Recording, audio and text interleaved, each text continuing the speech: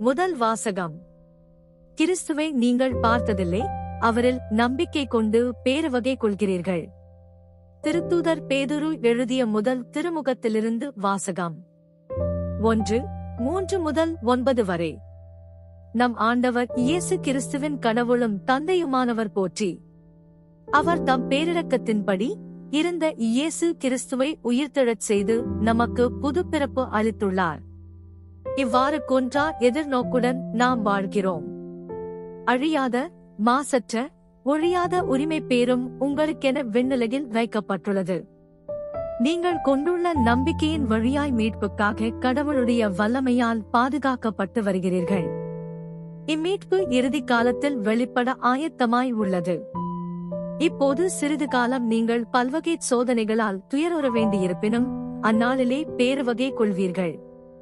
அழியக்கூடிய பொன் நெருப்பினால் புடமிடப்படுகிறது. அதைவிட விலை உயர்ந்த உங்கள் நம்பிக்கையும் மெய்ப்பிக்கப்படவே துயருகிறீர்கள். இயேசு கிறிஸ்து வெளிப்படும் போது அந்நம்பிக்கை உங்களுக்கு புகழும் மாண்பும் பெருமையும் தருவதாய் விளங்கும். நீங்கள் அவரை பார்த்ததில்லை, எனினும் அவர் மீது அன்பு செலுத்துகிறீர்கள். இப்பொழுதும் நீங்கள் அவரை கண்டதில்லை, எனினும் நம்பிக்கை கொண்டு சொல்லோன்னா ஒப்பற்ற மகிழ்ச்சியடைந்து பேருவகை கொள்கிறீர்கள். இவ்வாறு உங்கள் நம்பிக்கையின் குறிக்கோளான ஆன்ம மீட்பையும் பெறுகிறீர்கள். ஆண்டவரின் அருள்வாக்கு. இறைவனுக்கு நன்றி. நற்செய்தி வாசகம்.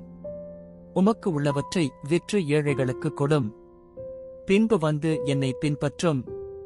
மார்க்கு எழுதிய தூய நற்செய்தியிலிருந்து வாசகம். 10:17-27 வரை.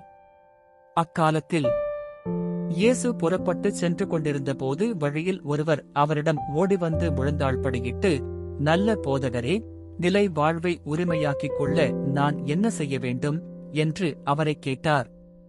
அதற்கு இயேசு அவரிடம், நான் நல்லவன் என ஏன் சொல்கிறீர்? கடவுள் ஒருவரைத் தவிர நல்லவர் எவருமில்லையே. உமக்கு கட்டளைகள் தெரியும் அல்லவா? கொலை செய்யாதே, விபசாரம் செய்யாதே, களவு செய்யாதே, பொய்ச்சான்று சொல்லாதே, வஞ்சித்து பறிக்காதே, உன் தாய் தந்தையை மதித்து நட என்றார். அவர் இயேசுவிடம், போதகரே, இவை அனைத்தையும் நான் என் இளமையிலிருந்தே கடைப்பிடித்து வந்துள்ளேன் என்று கூறினார். அப்போது இயேசு அன்பொழுகு அவரை கூர்ந்து நோக்கி, உமக்கு இன்னும் ஒன்று குறைபடுகிறது. நீர் போய் உமக்கு உள்ளவற்றை விற்று ஏழைகளுக்கு கொடும். அப்போது விண்ணகத்தில் நீர் செல்வராய் இருப்பீர். பின்பு வந்து என்னை பின்பற்றும் என்று அவரிடம் கூறினார். இயேசு சொன்னதைக் கேட்டதும் அவர் முகம்பாடி வருத்தத்தோடு சென்று விட்டார். ஏனெனில் அவருக்கு ஏராளமான சொத்து இருந்தது. இயேசு சுற்றிலும் திரும்பி பார்த்து தம் சீடரிடம், செல்வர் இறையாட்சிக்கு உட்படுவது மிகவும் கடினம் என்றார். சீடர்கள் அவர் சொன்னதைக் கேட்டு திகைப்புக்கு உள்ளானார்கள். மீண்டும் இயேசு அவர்களை பார்த்து, பிள்ளைகளே, செல்வர்கள் இறையாட்சிக்கு உட்படுவது மிகவும் கடினம்.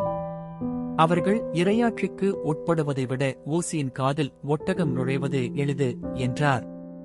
சீடர்கள் மிகவும் வியப்பில் ஆழ்ந்தவர்களாய், பின் யார்தாம் மீட்பு பெற முடியும் என்று தங்களிடையே பேசிக் கொண்டார்கள். இயேசு அவர்களை கூர்ந்து நோக்கி, மனிதரால் இது இயலாது. ஆனால் கடவுளுக்கு அப்படியல்ல, கடவுளால் எல்லாம் இயலும் என்றார். ஆண்டவரின் அருள்வாக்கு. கிறிஸ்துவே உம்மக்கு புகழ்.